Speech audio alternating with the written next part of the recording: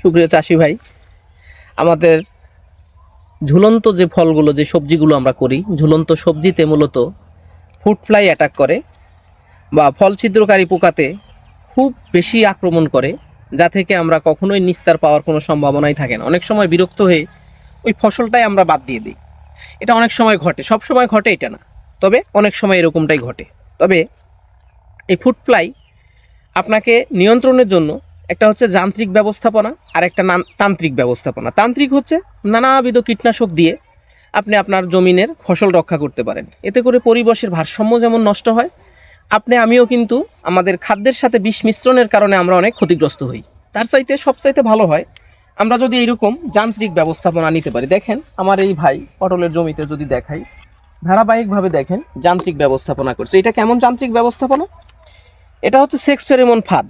এর ভিতরে যদি দেখাই আপনাকে, একটা টোপ আছে, ভিতরে।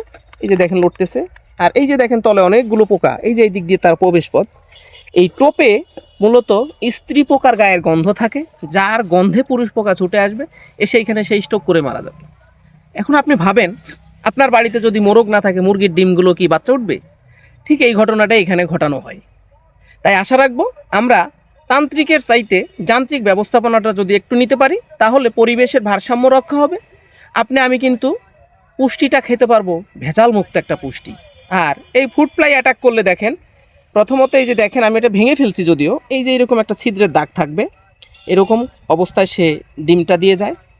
এই যে দেখেন ডিম দেওয়ার কারণে যদি ভিতরে দেখাই, দেখেন অজস্র কীড়া, এটা কিন্তু কীড়াতে পরিপূর্ণ হয়ে গেছে।